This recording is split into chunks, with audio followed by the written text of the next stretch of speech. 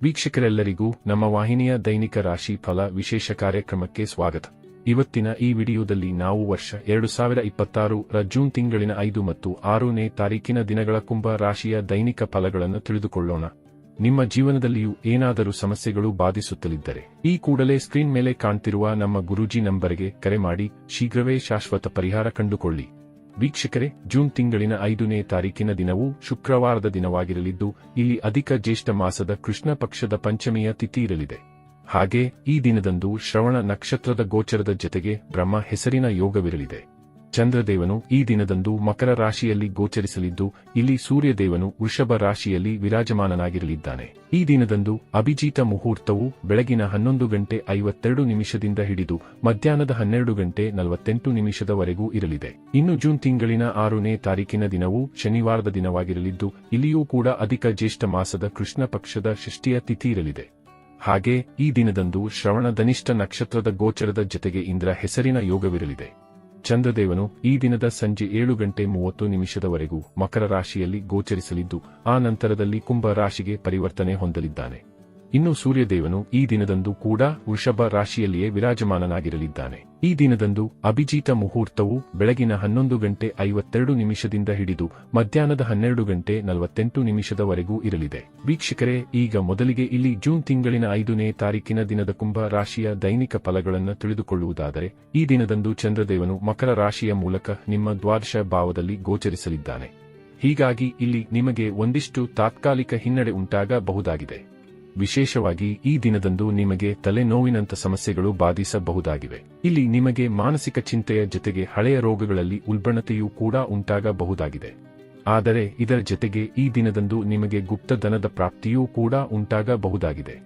ವಿಶೇಷವಾಗಿ ಇಲ್ಲಿ ನಿಮ್ಮ ಸಂಗಾತಿಯ ಮನೆಯವರ ಸಫಲತೆ ನಿಮ್ಮ ಸಂತಸಕ್ಕೂ ಕಾರಣವಾಗಿರಲಿದೆ. ಅಲ್ಲದೆ ಈ ದಿನದಂದು ನಿಮಗೆ ವಿದೇಶಿಯ ಯಾತ್ರೆಗಳಿಂದಾಗಿ ಲಾಭದ ಪ್ರಾಪ್ತಿ ಉಂಟಾಗಲಿದೆ.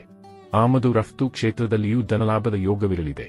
ಇಲ್ಲಿ ಅಚಾನಕ್ಕಾಗಿ ನಿಮ್ಮ ಸಿಕ್ಕಿಬಿದ್ದಿದ್ದ ಹಣವೂ ಕೂಡ ಮರಳಿ ನಿಮ್ಮ ಕೈ ಸೇರಬಹುದಾಗಿದೆ.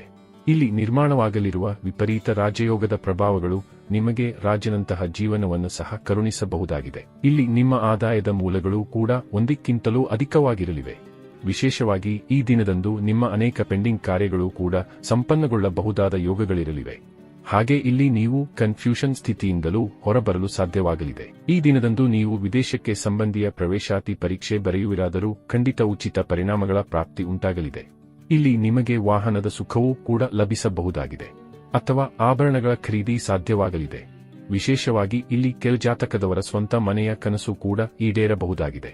ಇಲ್ಲಿ ವಿದ್ಯಾರ್ಥಿಗಳಿಗೆ ಒಂದಿಷ್ಟು ಮಿಶ್ರ ಫಲಗಳ ಪ್ರಾಪ್ತಿ ಉಂಟಾಗಲಿದೆಯಾದರೂ ಯಾರು ವಿದೇಶದಲ್ಲಿ ವ್ಯಾಸಂಗ ಮಾಡುತ್ತಲಿದ್ದಾರೋ ಅವರಿಗೆ ಮಾತ್ರ ಭರಪೂರ ಶುಭ ಯೋಗಗಳು ಲಭಿಸಲಿವೆ. ಇನ್ನು ಇದರ ನಂತರದಲ್ಲಿ ಜೂನ್ ತಿಂಗಳಿನ 6ನೇ ತಾರೀಕಿನ ದಿನದ ಕುಂಭ ರಾಶಿಯ ದೈನಿಕ ಫಲಗಳ ಕುರಿತಾಗಿ ತಿಳಿದುಕೊಳ್ಳುವುದಾದರೆ, ಈ ದಿನದಂದು ಚಂದ್ರದೇವನು ಸಂಜೆಯವರೆಗೂ ಮಕರ ರಾಶಿಯ ಮೂಲಕ ನಿಮ್ಮ ದ್ವಾದಶ ಭಾವದಲ್ಲಿಯೇ ಗೋಚರಿಸಲಿರುವನು.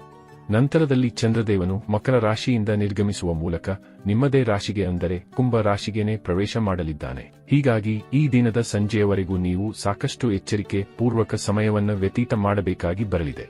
ಇಲ್ಲಿ ಸಮಸ್ಯೆಗಳು ದಿಢೀರನೆ ಉಲ್ಬಣಗೊಳ್ಳಬಹುದಾಗಿದ್ದು, ಹೀಗಾಗಿ ಇಲ್ಲಿ ನೀವು ಮಾನಸಿಕ ರೂಪದಲ್ಲಿ ಸಾಕಷ್ಟು ಧೈರ್ಯದಿಂದ ಪರಿಸ್ಥಿತಿಯನ್ನ ಎದುರಿಸಬೇಕು. ಆದಾಗ್ಯೂ ಈ ದಿನದಂದು ಕೂಡ ನಿಮ್ಮ ದ್ವಾದಶ ಭಾವದಲ್ಲಿ ವಿಪರೀತ ರಾಜಯೋಗದ ನಿರ್ಮಾಣವಾಗಲಿದೆ. ಇದರಿಂದಾಗಿ ಇಲ್ಲಿ ನಿಮಗೆ ವಿದೇಶಿಯ ಕಾರ್ಯಗಳಲ್ಲಿ ಸಫಲತೆಯ ಪ್ರಾಪ್ತಿ ಉಂಟಾಗಲಿದೆ. ಇಲ್ಲಿ ವಿದೇಶದಿಂದ ನಿಮಗೆ ವಿಶೇಷ ಧನ ಪ್ರಾಪ್ತಿಯ ಯೋಗವಿರಲಿದೆ. ಈ ವಿಶೇಷ ಸಮಯದಲ್ಲಿ ನಿಮಗೆ ಆನ್ಲೈನ್ ಬಿಸಿನೆಸ್, ಐಟಿ ಸೆಕ್ಟರ್, ಆಮದು ರಫ್ತು ಕ್ಷೇತ್ರದಲ್ಲಿ ಇಚ್ಛಿತ ರೀತಿಯ ಲಾಭ ಹೊಂದುವ ಅವಕಾಶದ ಪ್ರಾಪ್ತಿ ಉಂಟಾಗಲಿದೆ. ಆದರೆ ಇದರ ಹೊರತಾಗಿ ಇಲ್ಲಿ ಸಮಯ ಖಂಡಿತ ವಿರೋಧಾಭಾಸದಿಂದ ಕೂಡಿರಲಿದ್ದು, ಈ ದಿನದಂದು ನಿಮ್ಮ ಮನಸ್ಸು ಕೂಡ ವಿಚಲಿತಗೊಳ್ಳಲಿದೆ. ಇಲ್ಲಿ ನಿಮ್ಮಲ್ಲಿ ಒಂದು ರೀತಿಯ ಭಯದ ವಾತಾವರಣವೂ ಕೂಡ ನಿರ್ಮಾಣಗೊಳ್ಳಲಿದೆ. ವಿಶೇಷವಾಗಿ ಈ ದಿನದಂದು ನಿಮ್ಮ ಖರ್ಚುಗಳಲ್ಲಿಯೂ ವೃದ್ಧಿ ಉಂಟಾಗಲಿದೆ. ಇಲ್ಲಿ ಧನಾಗಮನದ ಯೋಗವಿದ್ಯಾಗ್ಯೂ ಧನ ವ್ಯಯದ ಯೋಗವೂ ಕೂಡ ಪ್ರಬಲಗೊಳ್ಳಲಿದೆ. ಹೀಗಾಗಿ ಈ ದಿನದಂದು ನೀವು ಹಣಕಾಸಿನ ಖರ್ಚುಗಳನ್ನು ನಿಯಂತ್ರಣದಲ್ಲಿದ್ದುಕೊಂಡು ಮಾಡಬೇಕಾಗುವುದು. ಜತೆಗೆ ಈ ದಿನದಂದು ಕೂಡ ನಿಮಗೆ ಆರೋಗ್ಯ ಸಂಬಂಧಿ ಸಮಸ್ಯೆಗಳು ವಿಪರೀತ ಬಾಧಿಸಬಹುದಾದ ಸಾಧ್ಯತೆ ಇರಲಿದೆ. ಇಲ್ಲಿ ನಿಮಗೆ ಪೆಟ್ಟು ಬೀಳುವ, ಗಾಯವಾಗುವ ಸಾಧ್ಯತೆಯೂ ಇರಲಿದ್ದು, ಹೀಗಾಗಿ ಈ ದಿನದಂದು ನೀವು ಮೈಯೆಲ್ಲ ಕಣ್ಣಾಗಿರಿಸಿಕೊಂಡಿರಬೇಕು. ಇಲ್ಲಿ ನಿಮ್ಮ ಆರೋಗ್ಯದ ಜತೆಗೆ ನಿಮ್ಮವರ ಆರೋಗ್ಯದ ಚಿಂತೆಯೂ ಕೂಡ ನಿಮ್ಮನ್ನ ಬಾಧಿಸಬಹುದಾದ ಸಾಧ್ಯತೆ ಇರಲಿದೆ. ಹೀಗಾಗಿ ಇಲ್ಲಿ ನೀವು ನಿಮ್ಮವರ ಆರೋಗ್ಯದ ಕುರಿತಾಗಿಯೂ ವಿಶೇಷ ಜಾಗ್ರತೆ ಹೊಂದಿರಬೇಕು. ಆದರೆ ಈ ದಿನದ ಸಂಜೆಯ ನಂತರದಲ್ಲಿ ಪರಿಸ್ಥಿತಿಯಲ್ಲಿ ಕೊಂಚ ಬದಲಾವಣೆ ಉಂಟಾಗಬಹುದಾಗಿದೆ. ಆದರೆ ಸಂಜೆಯವರೆಗೂ ಖಂಡಿತ ನೀವು ಜಾಗ್ರತೆ ಹೊಂದಿರಲೇಬೇಕಾಗುವುದು. ಇಲ್ಲಿ ನಿಮಗೆ ಗುಪ್ತಧನ ಪ್ರಾಪ್ತಿಯ ಯೋಗವಿರಲಿದೆಯಾದರೂ ಆರೋಗ್ಯ ಸಂಬಂಧಿ ಖರ್ಚುಗಳು ಹೆಚ್ಚಾಗುವ ಮೂಲಕ ಹಣದ ಉಳಿತಾಯ ಮಾಡಲು ಕೂಡ ಸಾಧ್ಯವಾಗುವುದಿಲ್ಲ. ಒಟ್ಟಾರೆಯಾಗಿ ಇಲ್ಲಿ ಈ 2 ದಿನಗಳು ನಿಮ್ಮ ಪಾಲಿಗೆ ಒಂದಿಷ್ಟು ವಿರೋಧಾಭಾಸದಿಂದ ಕೂಡಿರಬಹುದಾಗಿದೆ. ಹೀಗಾಗಿ ಇಲ್ಲಿ ನೀವು ಪರಿಸ್ಥಿತಿಗೆ ಅನುಗುಣವಾಗಿ ನಿಮ್ಮ ದಿನಚರಿಯನ್ನ ಸರಿದೂಗಿಸಿಕೊಂಡು ಮುನ್ನಡೆಯಬೇಕು.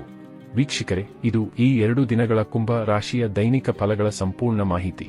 ಈ ಮಾಹಿತಿ ನಿಮಗೆ ಇಷ್ಟವಾದರೆ ವಿಡಿಯೋವನ್ನು ಲೈಕ್ ಮತ್ತು ಶೇರ್ ಮಾಡಿ. ಹಾಗೆ ಚಾನೆಲ್ ಸಬ್ಸ್ಕ್ರೈಬ್ ಮಾಡುವುದರೊಂದಿಗೆ ನಿರಂತರ ವಿಡಿಯೋ ಅಪ್ಡೇಟ್ಸ್ಗಳಿಗಾಗಿ ತಪ್ಪದೇ ಪಕ್ಕದ ಬೆಲ್ ಐಕಾನ್ ಬಟನ್ ಕೂಡ ಕ್ಲಿಕ್ ಮಾಡಿ.